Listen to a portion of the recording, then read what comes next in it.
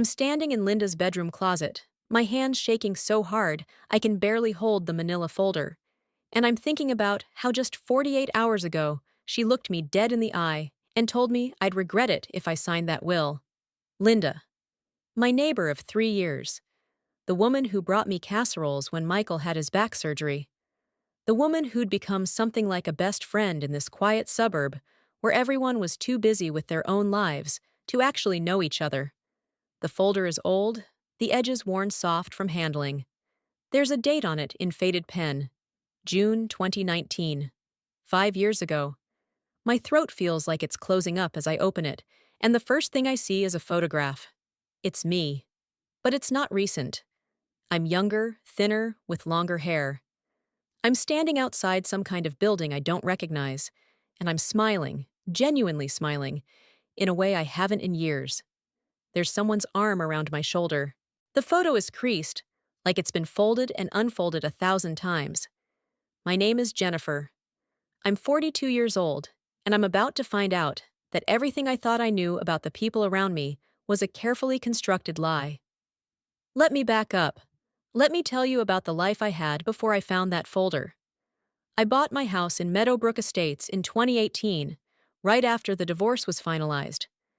Michael and I had been married for 16 years, but somewhere around year 12, he'd decided that a dental hygienist named Brittany was more interesting than a middle-aged accountant who'd gained 15 pounds and stopped pretending to laugh at his jokes. The settlement wasn't bad. I got the house. He got to keep his ego and his new girlfriend. I was okay with that trade. I was actually relieved, if I'm being honest. Relief was what I felt standing in the empty living room with the keys in my hand, thinking about how I could paint the walls whatever color I wanted, and no one would complain that it made the room look smaller. Meadowbrook Estates is one of those developments that's been around for 30 years, but always feels like it was built yesterday. Everything is beige. The houses, the cars, the people. We have an HOA that meets monthly, and the president is a woman named Karen, who has opinions about lawn maintenance that border on psychotic. There's a community pool that nobody really uses after July. There's a private park with a gazebo where people set up folding tables for neighborhood barbecues that nobody attends. It's the kind of place where you can live for 3 years and still not know your neighbors' last names. Except Linda. Linda lived 4 doors down, in the house with the flower boxes. She was maybe 55, divorced like me, also childless like me, also the kind of woman who'd been put through the ringer by life, and came out the other side a little bit sharper and a lot more skeptical. We met at the community pool in June of 2021, of all places. I was sitting under an umbrella with a paperback, trying to disappear, and she plunked down in the chair next to me with a margarita in a plastic cup and said, "The HOA doesn't technically allow alcohol, but Karen's not here, and I've had a shit day. You look like you have too." I did have a shit day. I'd gotten passed over for a promotion at work. For the third time. Linda and I talked for 4 hours that afternoon, and by the end of it, I felt like she understood something fundamental about me that most people miss. That I was tired of being invisible, tired of being the backup plan, tired of being the kind of woman people overlooked.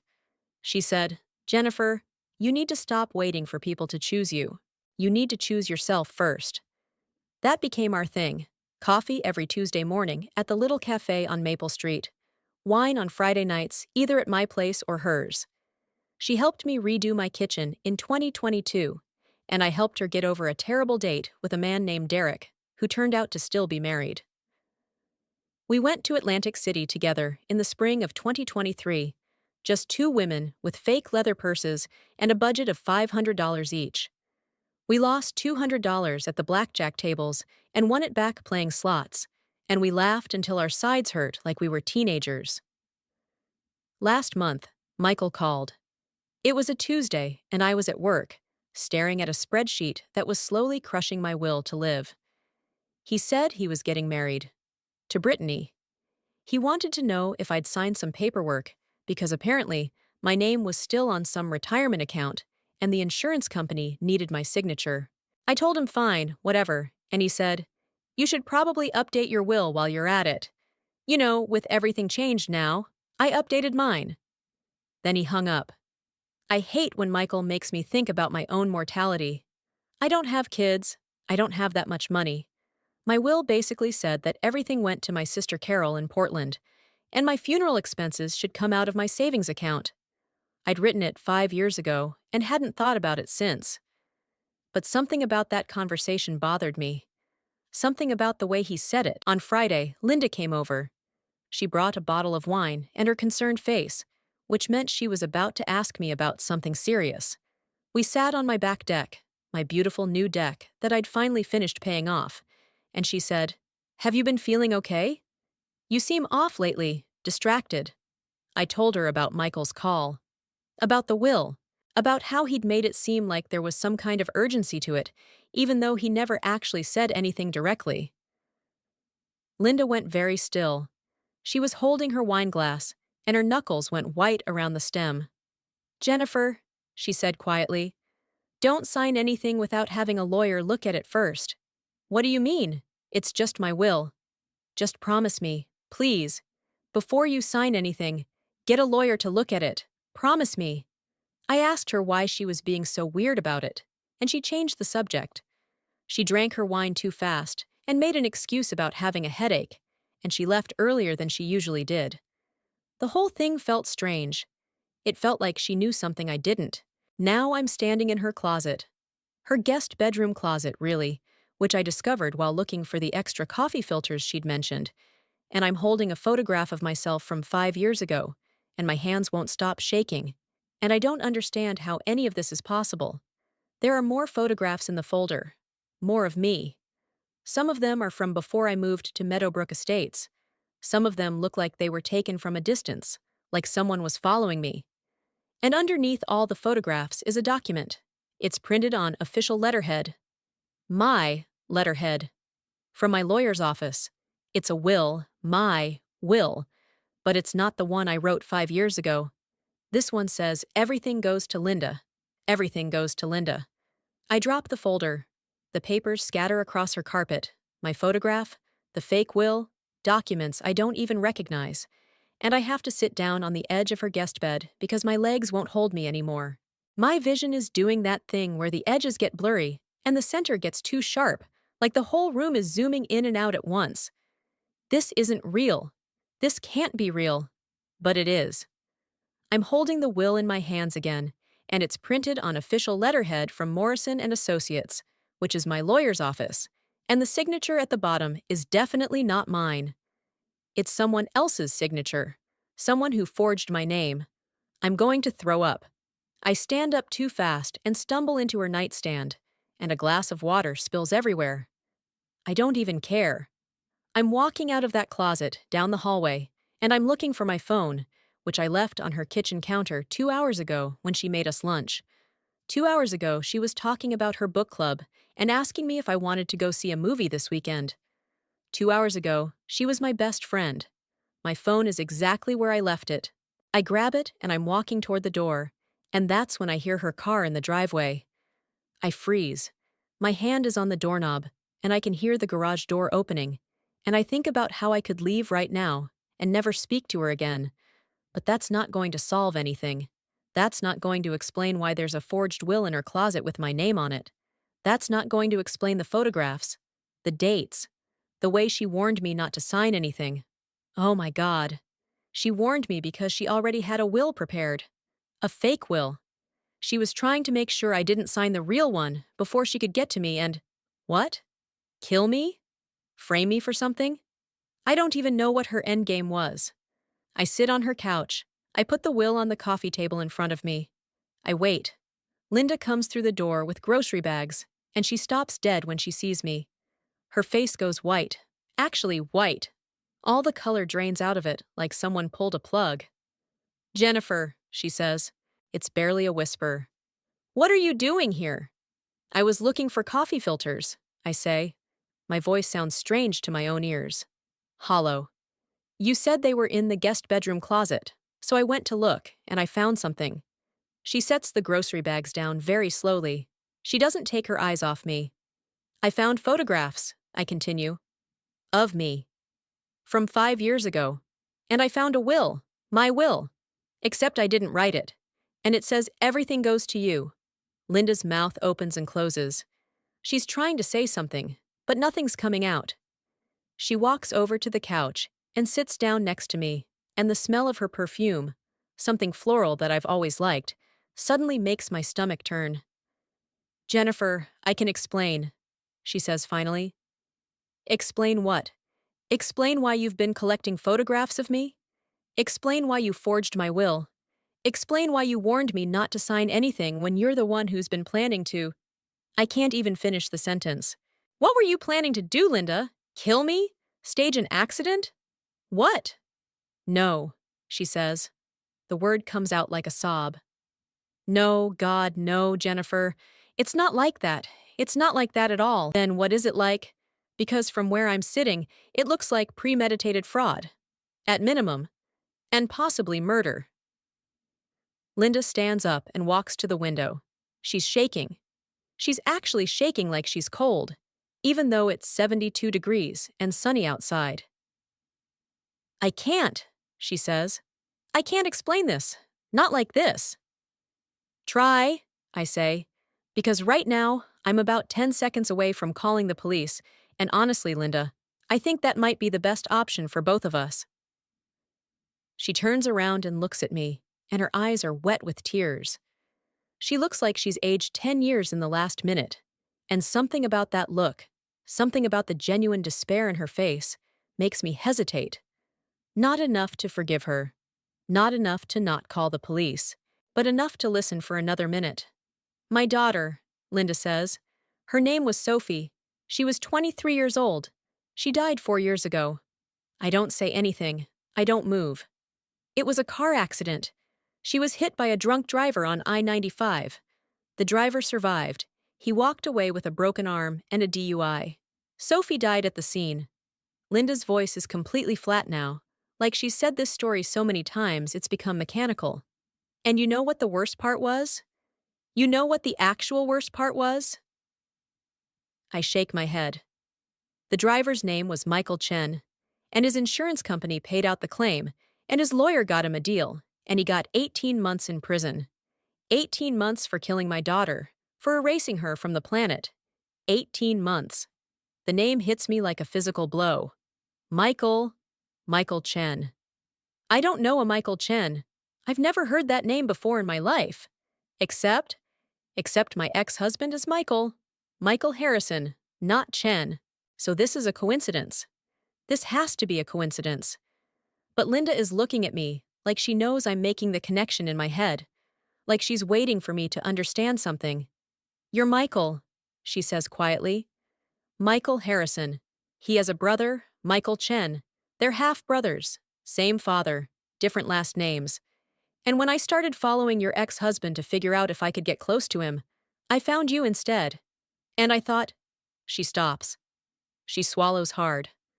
I thought if I could get close to you, if I could be your friend, if I could make you trust me, then I could get close to him. And then I could make him suffer the way I've suffered. Why didn't you just go after him? I whisper. Because he didn't have anything, Linda says. No money, no assets, no life insurance, no 401k, nothing worth taking. But you did. And you were vulnerable, and you were lonely, and I was good at being your friend. I was good at making you feel like someone finally saw you. I stand up. I need to put distance between us. You were going to kill me, I say, for money, to hurt your brother. I was going to get your will changed, Linda says. And then I was going to wait. I wasn't going to hurt you, not immediately. I was just going to be patient. Eventually, you would have had an accident, a fall, a car crash, something that would have looked natural, and I would have inherited everything, and I would have given all of it to Michael Chen. All of it, as punishment. That's insane, I say. Yes, Linda says. It is. But I couldn't stop. Once I started, I couldn't stop. I took those photographs. I documented everything. I was building a case against you. A narrative that would make it look like you were unstable, like you were suicidal, like you were a risk to yourself. So when something happened to you, nobody would question it. I'm backing toward the door. My hand finds the doorknob. I'm calling the police, I say. I know, Linda says. She doesn't try to stop me. I've been expecting this. Part of me has been waiting for this the whole time. Because I couldn't do it. I couldn't actually hurt you. And I knew I wouldn't be able to, so I set it up so that eventually, inevitably, you would find out. So that someone would stop me. So that I wouldn't have to keep lying. I'm out the door. I'm in my car. I'm driving away from that house, and I'm shaking so hard, I can barely keep the car on the road. I'm pulling over 3 blocks away, and I'm calling 911, and I'm telling the dispatcher that I need to report a crime, and I'm starting to cry in a way that I haven't cried since Michael left me, and I don't know if I'm ever going to be okay again. The police arrive 14 minutes later. They take my statement. They take the will. They take the photographs. They arrest Linda at her house, and she doesn't resist. She just lets them put her in handcuffs, and she looks at me with an expression that I can't quite read, and I realize that I still don't know her. I never did. The woman I thought was my best friend was a complete stranger, and I invited her into my life. I trusted her. I let her get close enough to destroy me. She didn't. In the end, her own guilt stopped her. Her own inability to actually commit the crime that she'd been planning for so long. It's a strange kind of mercy. And I don't know if I should be grateful for it or horrified by it.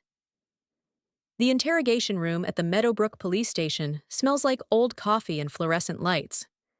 I've been sitting here for 2 hours, and I still can't feel my hands. Detective Morris, a woman in her 50s with tired eyes and a wedding ring she keeps twisting, has been asking me the same questions over and over, and each time I answer them, it feels like I'm betraying Linda all over again, even though what I'm doing is the only right thing to do. Walk me through finding the closet one more time, she says. Her notepad is already full of my previous answers, but I know she's testing me for inconsistencies. That's what cops do. I was looking for coffee filters, I say. Linda mentioned them this morning when we had lunch. I went to the guest bedroom closet, and the folder was on the top shelf, behind some old photo albums. That's it. That's all there was to it. And you didn't think it was odd that she kept a folder with your photographs in it? Not until I opened it, I say. Not until I saw the will. Detective Morris leans back in her chair. She's wearing a blazer that's probably a decade old, and there's a small stain on the collar that looks like coffee. She looks exhausted. I wonder if Linda has been saying anything, or if she's just sitting in another room like this one, refusing to talk. We found 47 photographs, Morris says, dated over a 5-year period. Some of them appear to be taken from her car, some from inside your house, some from your workplace. One of them is from inside your bedroom. My stomach turns. I didn't ask about the photographs. I didn't want to know the details. But hearing it out loud makes it real in a different way. It makes it worse. We also found bank records, Morris continues. Linda has been researching life insurance policies for 18 months. She's visited 3 different insurance brokers. She's looked into accidental death coverage. She's even been pricing out various accident scenarios: falls, car crashes, medication errors. She told me, I say quietly, she told me she wasn't going to hurt me right away. She was just going to wait for an accident. That's what makes this interesting, Morris says. She pulls out a folder of her own. Official police documents, not forged wills. Because we found something else. We found a letter. Linda started writing it about 3 months ago. She never finished it, but she wrote enough that we have a pretty good picture of her mental state. Do you want to hear it? I nod because I don't trust my voice. Morris puts on her reading glasses, and she reads Linda's words aloud. I can't do this anymore. I came here to destroy Jennifer, but somewhere along the way, she became real to me. She became a person. And I'm not a murderer. I'm just a woman who lost everything, and I thought that hurting someone else would make the pain stop. But it doesn't work that way. Nothing works that way. I've been carrying this around for 4 years, and it's made me into someone I don't recognize, someone I hate.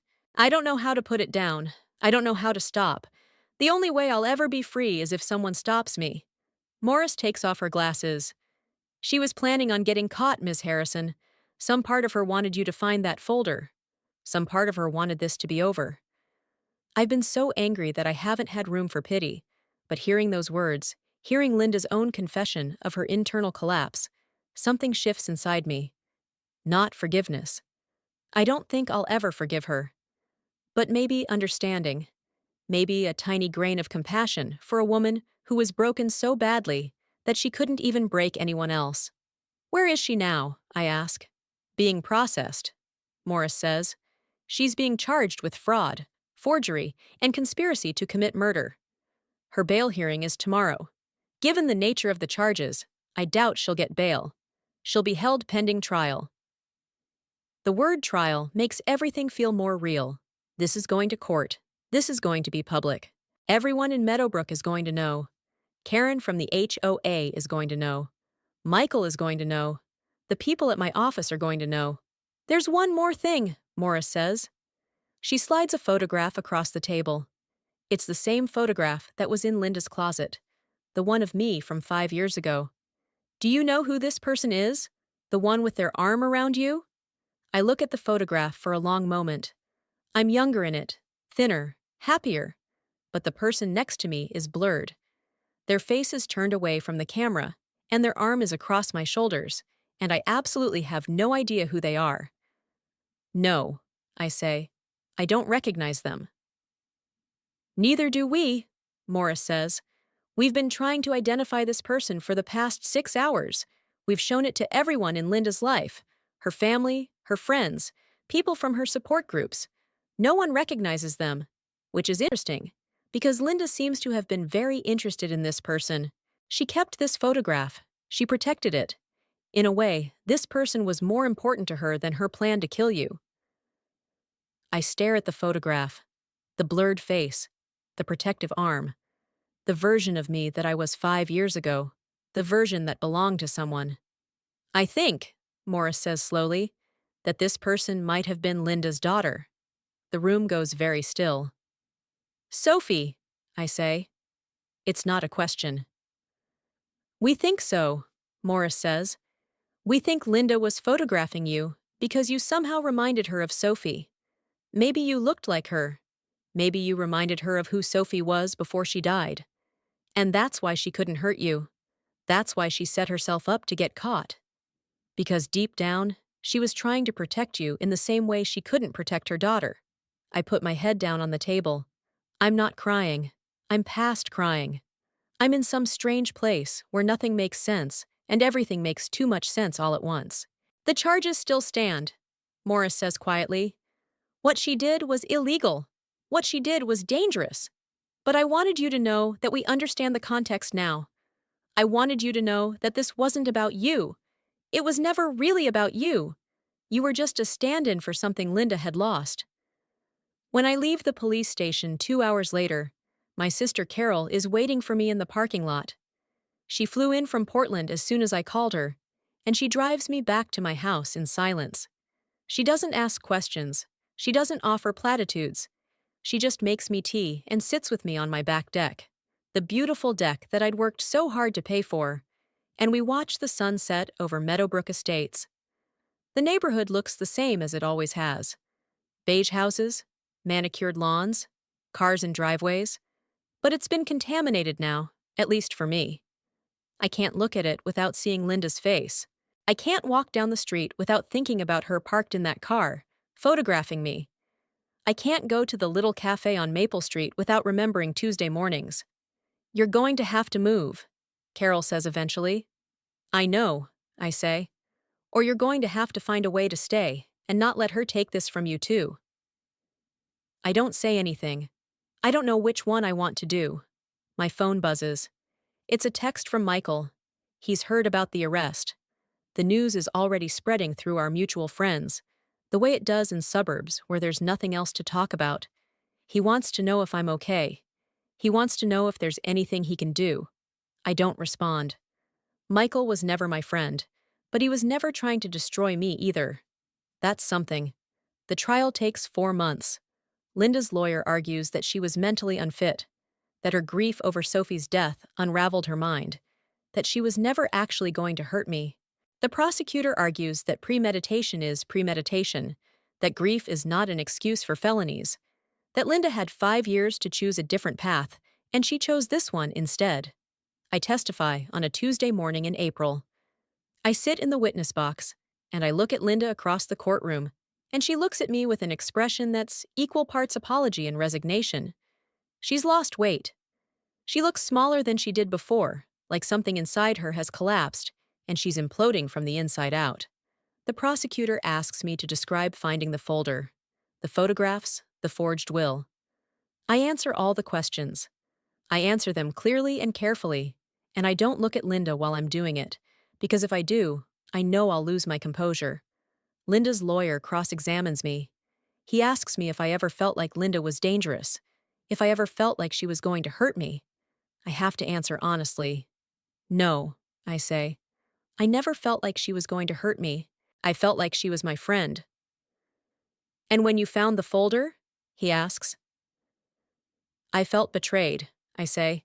I felt like I'd been lied to. But I also felt confused, because nothing she'd done had actually hurt me. The will was forged, but I never signed it. The photographs were invasive, but nothing had happened to me. It was like finding the blueprint for a crime that was never actually committed. Exactly, he says. He's making the case that Linda is sick, not dangerous. That she's a woman in pain, not a criminal. And maybe he's right. Maybe she's both. Maybe those things aren't mutually exclusive. The jury takes 2 days to deliberate. They come back with a guilty verdict on all charges. Linda is sentenced to 7 years in prison. The judge makes a statement about how grief is not an excuse for fraud, that there are legal and ethical ways to process trauma, that Linda had a choice at every step of this process, and she chose to break the law. Linda doesn't cry when the verdict is read. She just closes her eyes, and I think maybe she feels relief. Maybe this is what she wanted all along. Maybe getting caught and convicted is the only way she knows how to stop herself. I don't feel relief. I don't feel vindication. I feel sad.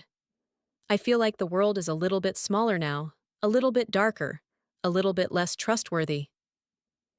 6 months later, I sell the house in Meadowbrook Estates. The real estate market is good, and I get an offer $20,000 over, asking within a week. The new owners are a young couple with 2 kids and a golden retriever. They seem happy. They seem like they belong there. I move to a townhouse closer to the city. I get a better job at a larger firm, and I finally get the promotion that I'd been waiting for. I make new friends, carefully, slowly, with a part of me that will always be suspicious now. I go to therapy every Thursday afternoon, and I work on processing the fact that sometimes the people closest to us are carrying secrets that would destroy us if we knew about them. Linda sends me a letter from prison. It's been forwarded to me through my lawyer, and I almost don't open it. Almost. But I do. It's short. It says, "I'm sorry, I know that's not enough. I know it will never be enough. But I'm saying it anyway. I'm saying it every day for the rest of my life. And maybe that will mean something eventually. You deserve to be chosen by people who love you. I hope you find that. I hope you find people who see you and want to protect you, not destroy you. I failed at that. I failed at everything. But I'm trying to be better now. The least I can do is become the kind of person who deserves to have known you, even if only for 3 years." I don't respond to the letter. I don't think Linda needs a response. I think she needs to sit with what she's done and why she did it, and I need to move forward with my life. It takes a year, but eventually I stop thinking about her every single day. It takes 2 years before I can walk into a coffee shop without my chest tightening. It takes 3 years before I can make a new friend, without waiting for the moment when she reveals that she's been photographing me from her car. And then, one day, I'm sitting at a table with a woman named Rachel, someone I met at my yoga class, and she's telling me about her divorce, and I'm listening, and I realize that I'm actually present in the conversation. I'm not waiting for betrayal. I'm not building a wall. I'm just being a friend. That's when I know I'm going to be okay. Linda is eligible for parole in 4 years. I don't know if she'll get it. I don't know what I'll do if she does. But I know this. She didn't get what she came for. She didn't destroy me. She destroyed herself, and in trying to hurt me, she made me stronger. Sometimes I think about that photograph of me from 5 years ago, the one with the blurred face next to me. I think about Linda keeping it safe, protecting it, because it reminded her of her daughter. I think about how grief can twist us into unrecognizable shapes, and how sometimes the people who hurt us are hurting so badly themselves that they can barely breathe. It doesn't forgive what she did, but it explains it. And maybe that's enough.